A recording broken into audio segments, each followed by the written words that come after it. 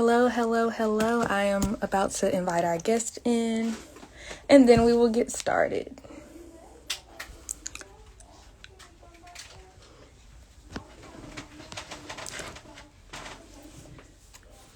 I hope everyone is having a great day. I'm super excited about this live.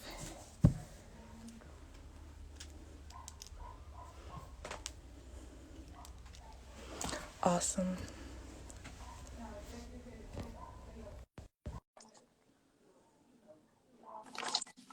Hello. How Hi. are you? I'm well. How are you? I'm amazing. Good. Feels so good to be on. Just getting adjusted. Okay. All right, so people will just be coming in and out. So we'll just go ahead and start, and as they come in, they'll be able to catch it, and I'll post it to our IGTV as well as our YouTube once we're finished. Sounds good. Sounds good. All right, so hello everyone, welcome. My name is Kourtney Galloway. I am the owner and founder of Freedom Revamped. Freedom Revamped is a platform dedicated to helping others find their sense of freedom as well as discover their God-given talents. And today with us we have Miss Danisha of Waiting in Heels. Yes.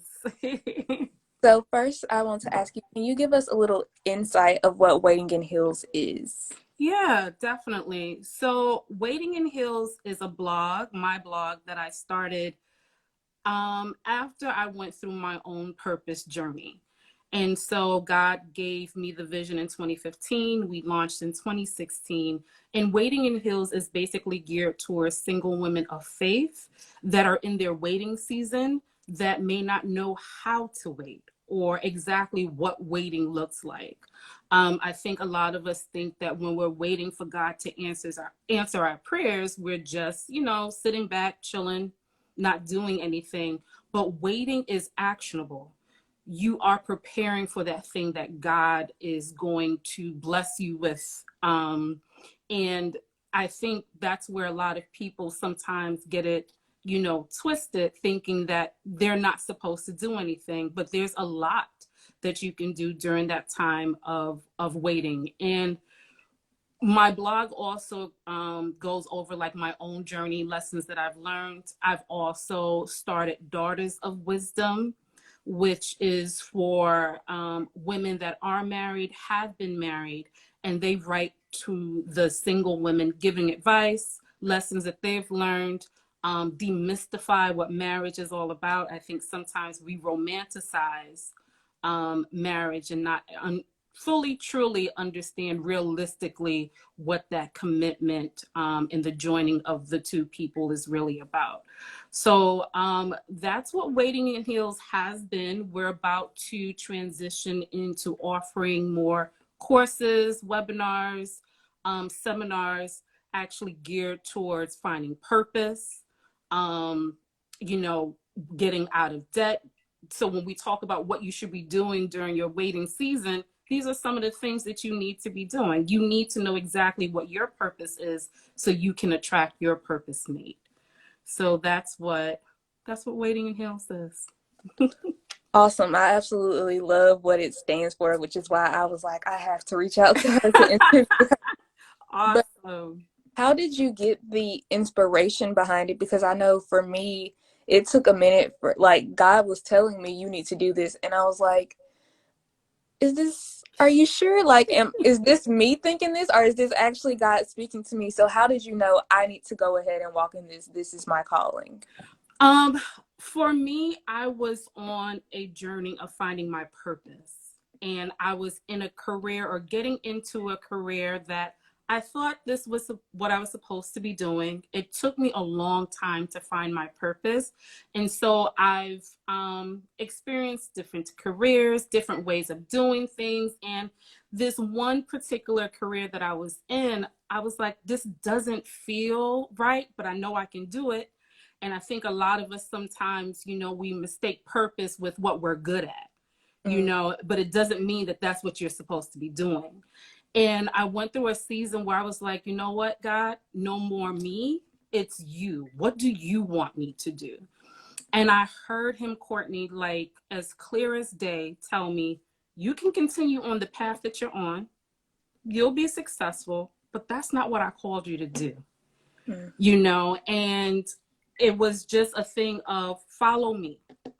I I know what's coming ahead, follow me. And when I made that decision to follow God, that's when Waiting in Hills was birthed. So it was a season of journaling, it was a season of fasting, it was a season of really seeking God for his will and not my will. And that the summer of 2015, God was like, okay, everything that you've been going through, document it and tell it. And I was like, okay, podcast or this. Nope, blog. Document what you're going through and share it. And so that's how a good friend of mine, we stayed up one night and we were coming up with different names. And I was like, oh, Proverbs and this and that. And Waiting in Hills. That's what we're doing. And hills are symbolic on so many different levels, but that's how it was born the summer of 2015. Awesome. So a part of Freedom Revamped, for me, is allowing people to define freedom for themselves, because I feel like, especially for African Americans in these days, it's like, are we truly free? Yeah. So for me, I like allowing people to define freedom, because freedom for me may not be what it is for you. Like, I might be struggling with something that I need to be free from that you're not necessarily struggling with. So for you, how would you define freedom? And then once you answer that, how would you say you practice your definition of freedom? Oh, that's great.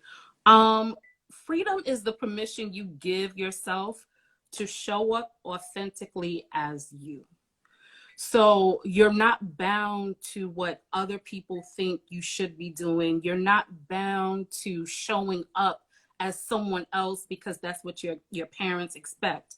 You are showing up as who you are, who God has called you to be. So I practice this by always showing up as Danisha. Is this truly aligned with my values? Is this truly aligned with how I think and what I value and what I cherish? Am I really doing it because it's an agreement with me, or am I doing it because I feel forced? Am I doing it because this is what my mom said I'm supposed to do, or this is what the church says that I'm supposed to do?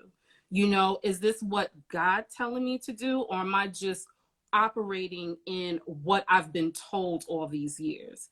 And I think for me, I've definitely had my quest of trying to find what freedom really felt like, because I didn't feel that I was living authentic. A lot of people on Waiting in Heels know that I suffer from alopecia, and for years I wore wigs. Alopecia is an autoimmune disorder that attacks your hair follicles. And so for years, I wore wigs and I wore weaves, and I wasn't showing up authentically as myself. So last year I made the decision of cutting off my hair. And Kourtney, it was the scariest thing, one of the scariest things I've ever done, but it was the most freeing thing that I ever did. And now, if you was to tell me my hair can grow back tomorrow, I'm just like, because I love it. I love the freedom of waking up in the morning and not having to worry about, how my hair is going to look, even though I shave every day still. But just the freedom in showing up as who Danisha Nicole Bailey is, and not what society defines as beauty, or not as what society tells me I need to be. So I see freedom as you being who you are and showing up as that person every day. I think that is truly, truly being free. Yes. Yeah. I just love how when you were stating it, and I pay so much attention to how people word things. You said, I'm showing up as how Danisha Nicole Bailey is. You didn't say I. And while I is, a pronoun, I feel like putting our names on things Yes. so important. So showing Yes. up as who Kourtney Kayla Galloway is so important to freedom, because I did struggle with that a lot. You know Mm-hmm. how some people say like they're different with different friend groups or something like that, and Mm-hmm. I get it, but at the same time, I was like completely altering who I was based on who I was around. And that was something that I needed to be free from. So just Mm-hmm. walking in the freedom of showing up as Kourtney is something that I'm still working on, but it was one of the Mm-hmm. first things that I realized I was almost like a chain for me. Mm-hmm. Mm-hmm. It's a So, process. It's not. I think it's something that we still like, even though you know you're supposed to. It's we didn't get this way overnight, you know. So showing up authentically as ourselves is going to take it being a daily habit. And there might be times that you slip back into, you know, I'm around this person, or I'm around my parents, or I'm in the church, or you know, you might slip back into putting other people's needs and expectation above your own. But then I find myself, wait a minute, you know, just doing a check-in, like, am I okay with this? Or is this kind of not, you know, what I'm supposed to be doing? And that definitely does help me as well to stay authentically me. yes, for sure. So the entire point of this live is pursuing purpose. And I know you touched briefly on it when you were telling me about your journey of waiting in heels, but can you put a specific definition to purpose for me? What purpose? Yeah. Yeah, I think we make purpose harder than what it is, and I define purpose as simply why you exist. Everything has a reason for existing. When you think about your car, when you think about the vacuum, when you think about the pots and pans in a pen, you know, everything has a reason to why we exist. And when I think about the larger picture, you know, when I go back to Matthew 28, 19 to 20, we get the Great Commission, right? We know that we are here to make disciples. But how does that look for Kourtney? How does that look for Danisha? Everybody is not meant to be a pastor, a minister, a deacon, you know, and God never said to make disciples in the church. You know, we are out here in the world, and our lives, how we live, is supposed to be a light to Christ, or showing people how, you know, oh wow, there's something different about her. I wonder what that is. And a lot of our purpose will be tied to our gifts. Mm, And we see in, I think it's in First Corinthians 12:7, or just that entire passage from 1 through 9, I believe, it talks a lot about our spiritual gifts, because we're spiritual beings. And we know that we all have different gifts. So exactly what are you supposed to be doing with your gift? And I think that's where we get stuck. It's the how part. But how is this Great Commission supposed to look for me? You know, I'm not a minister, I'm not a preacher, I'm not this, I'm not that. Exactly what, Lord, does that look for me? And I think that for me, I discovered my purpose by doing. mm, And I think a lot of people get stuck, like, I'm not going to do anything. I don't know what it is I'm here for. So they don't explore. And for me, coming to my purpose was very explorative. It was trial and error. It was pursuing things that I was interested in, that I liked, you know, that I was good at. Didn't necessarily mean that that's what I was supposed to be doing. So specifically for me, I had a professor.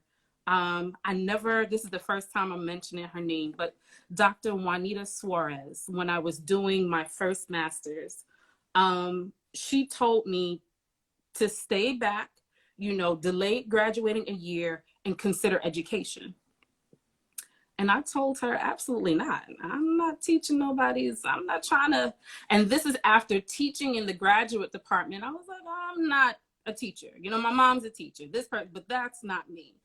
And when I left grad school and came back to New York, I got into a situation where I saw certain things, you know, within the youth weren't exactly like I left 10 years ago. Why am I coming back in Brooklyn still the same? Why am I coming back in, the kids that I'm encountering, because I was in higher ed, encountering still don't have certain skills that they need. Mm-hmm. And so that path, that inquiry led me on a path into education, even though I did not plan for it. And I fought it. Kourtney, I fought it. I left.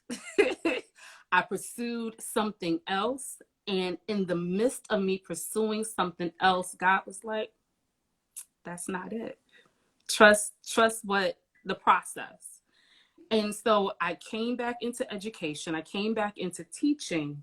And one of the things I realized is that teaching for me doesn't mean it has to be traditional, right?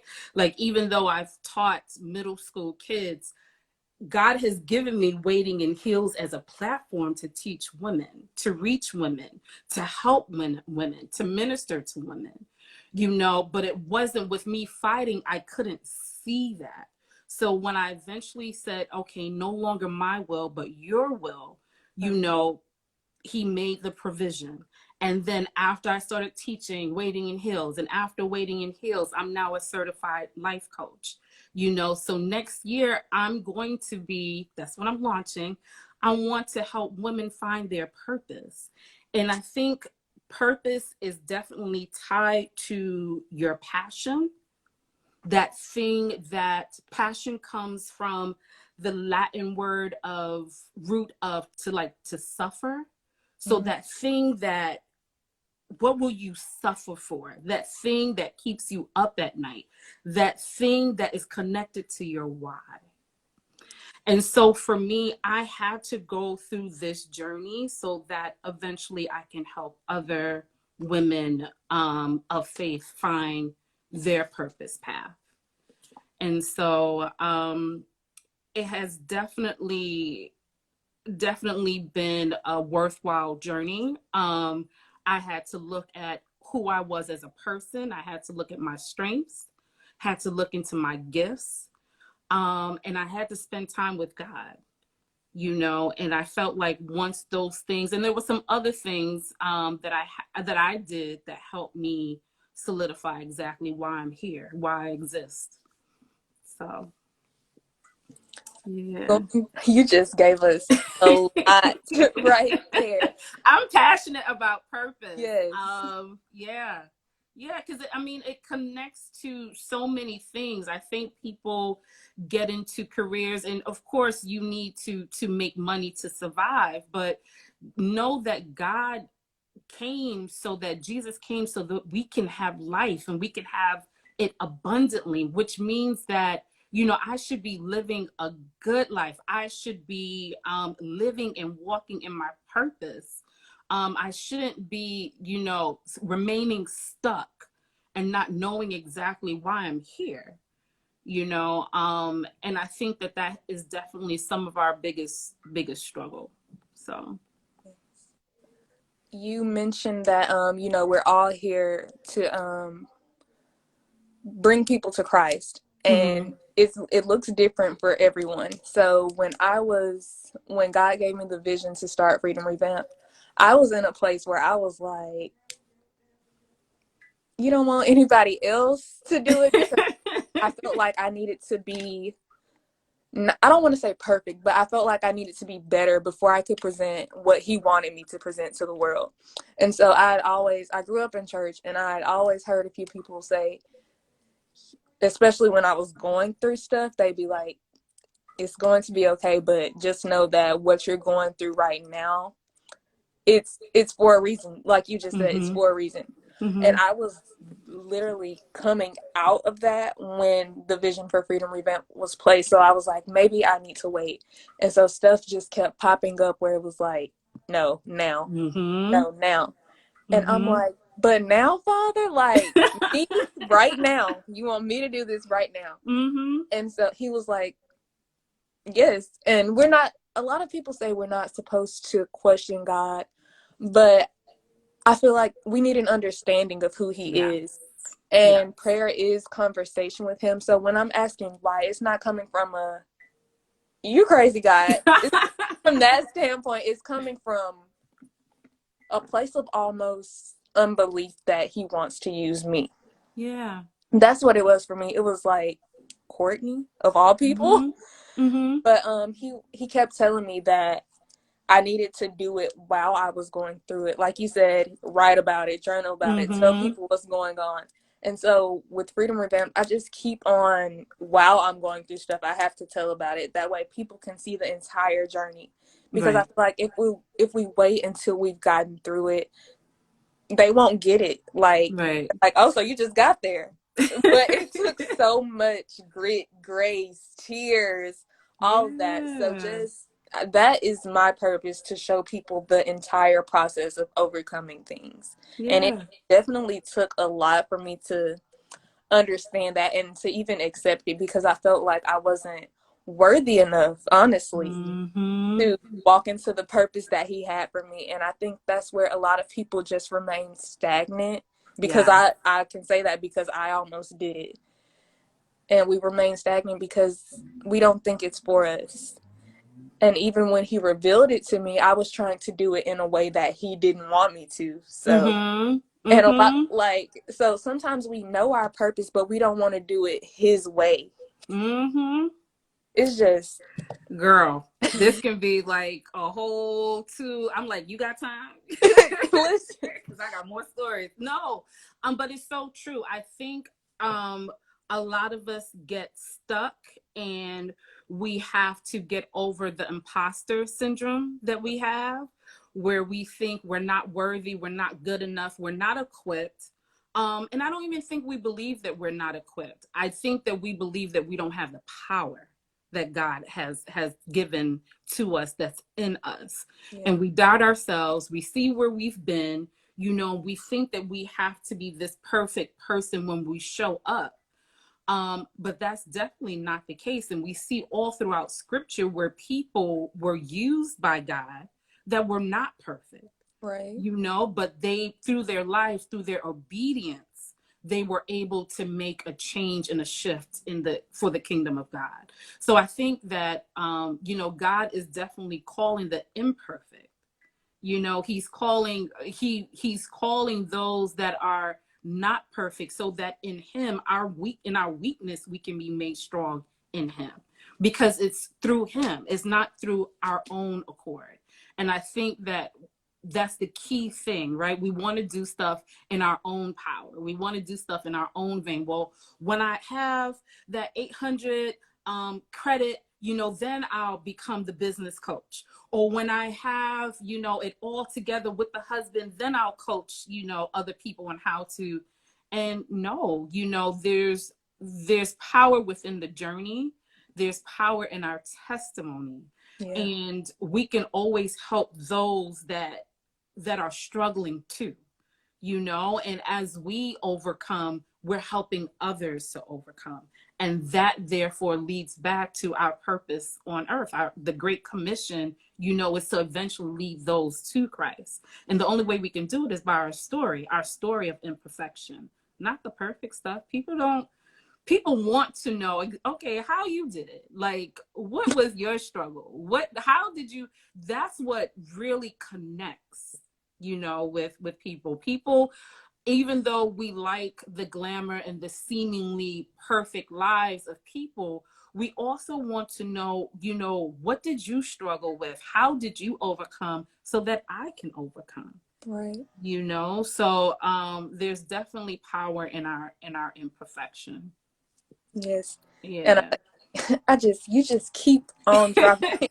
You mentioned that sometimes we feel like we're not equipped, and that reminded me, and I don't know why I didn't think about this earlier, but this whole process lately has been so hard for me, of remaining just faithful and consistent with what Freedom Revamp is. And Mm-hmm. so this week my sister and my cousin just have been really just pouring into me stuff. And one thing they both said that stood out to me is, God did not ask us for our qualifications. He didn't ask us what we were qualified to do, because he's going to equip us to do it. If it needs to be Right. done by us, he will give us all the tools. And sometimes those tools are there and we don't even see them. Right, Like, because we right, don't want to. Like, I did not want, I was like, no. right, right. But he didn't ask us for our qualifications. He's asking us to pursue our purpose. Yes, yes. And your gifts and your story qualifies you. Yes. You know, what you've been through qualifies you to help someone else coming up that's struggling with the same thing. So we don't need, you know, the lawyer after the esquire after our name or the doctor before our name. We need our story. We need to show up authentically as ourselves.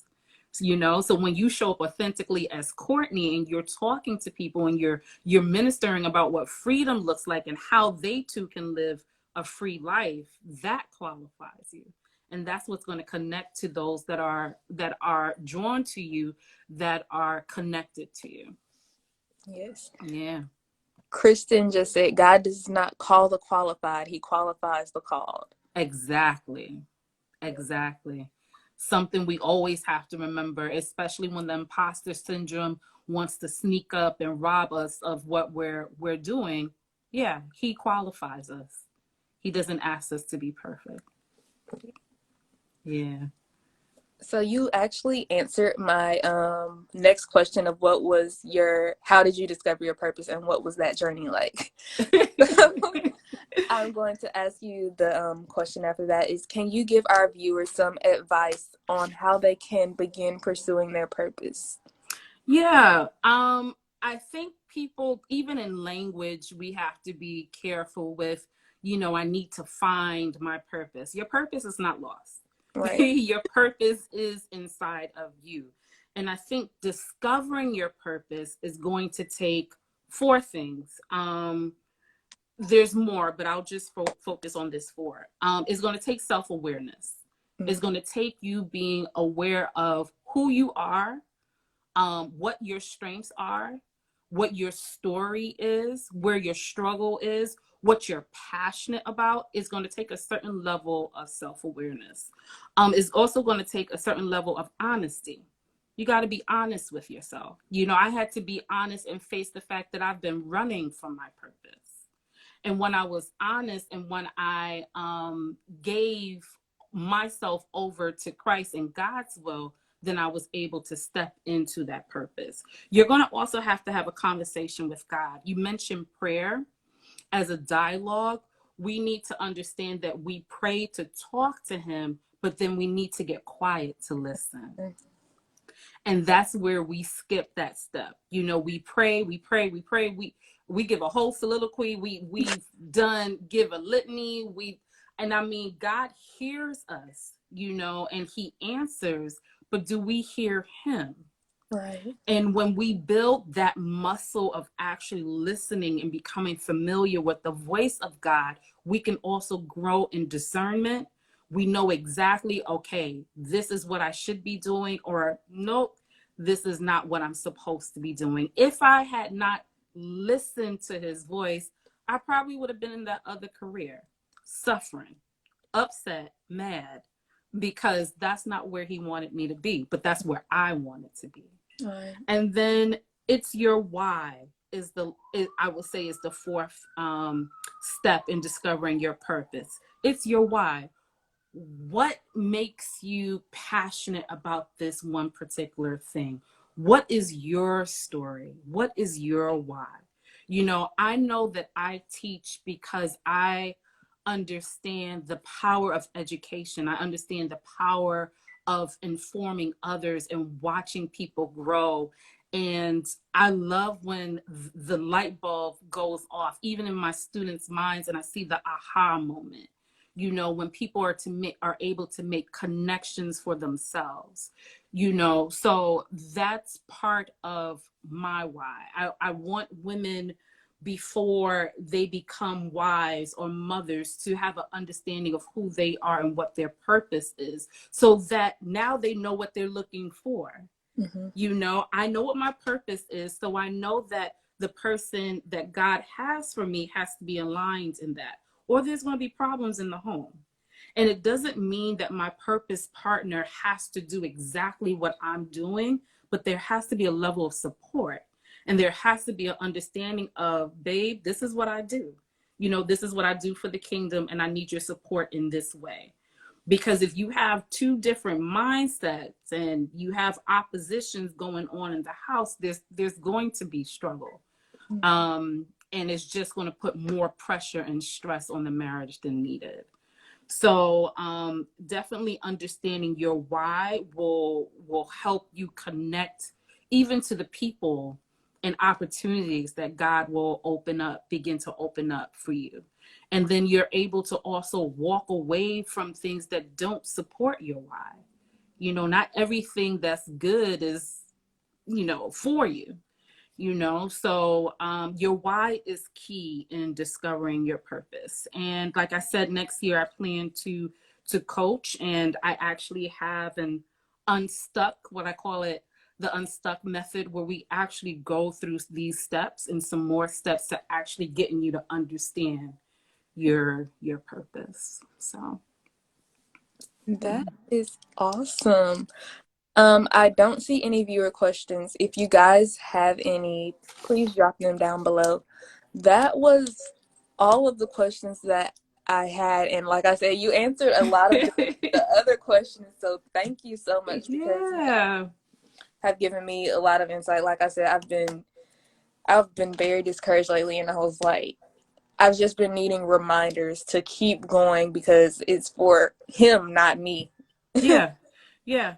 It definitely is. And it leads back to the whole notion, like I said, of passion. Like, what are you willing to suffer for, endure for? What are you willing to be patient about as God is bringing it, through flourishing? What are you willing to like, even at night, wake up for and pray over? It's not something, when you discover like your purpose is not something that, okay, it comes and everything is perfect. It's a labor. It's something that you're going to definitely, there's going to be moments where you have to push through, because there's going to be opposition. We know that the enemy has a purpose, and we know that roadblocks will come, but we have to stand in his will and persevere and push through.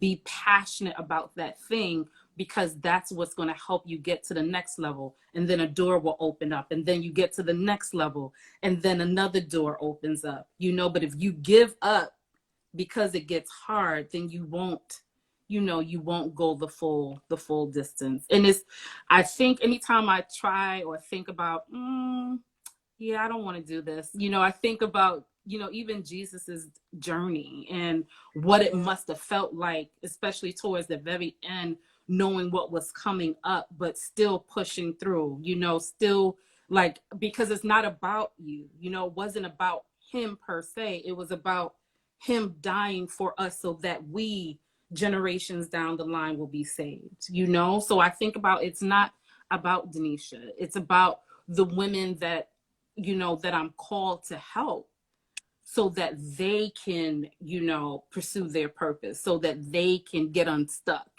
and live the life that they desire to live. So I definitely feel you on that part.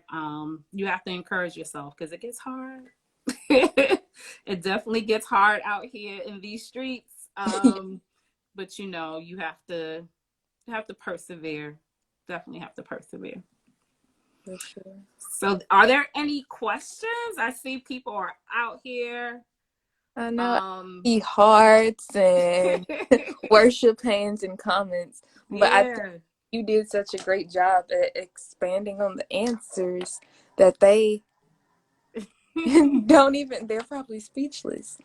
But at the end of each of my lives, I always allow my guests to shout out, either if they want to, their platform, or even another platform that they think people should know about that maybe ties into the topic of pursuing purpose, or even freedom in general. So if you have any, Yeah.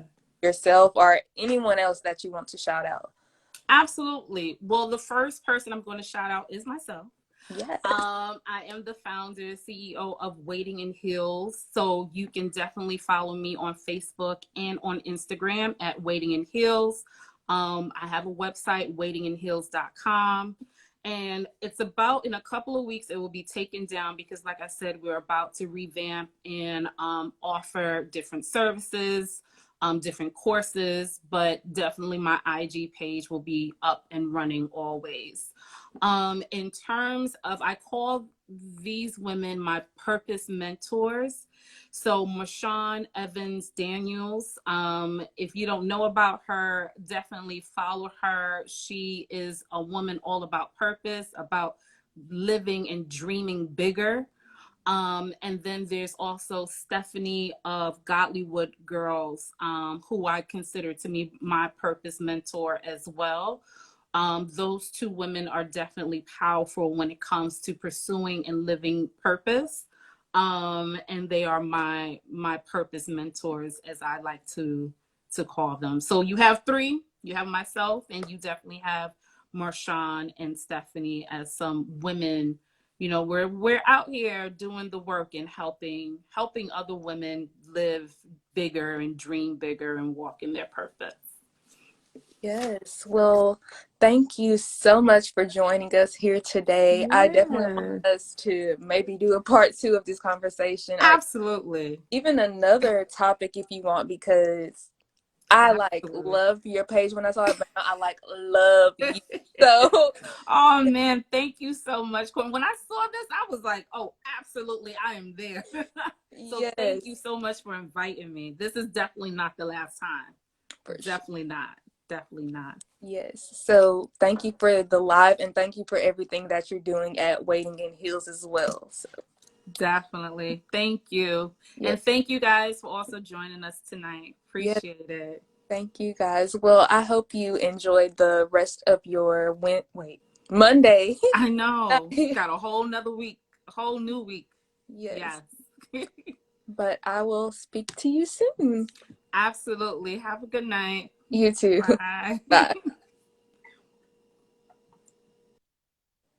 And just a reminder to everyone that the Freedom Defined t-shirts, as well as our, I don't know if you guys can see it very well, but the Defined t-shirt, as well as our other shirts, are available on the website. And please be sure to follow Miss Danisha at Waiting in Heels. I will put all of her information when I save it on the IGTV, as well as upload it to our YouTube. So once again, thank you guys for watching, and bye.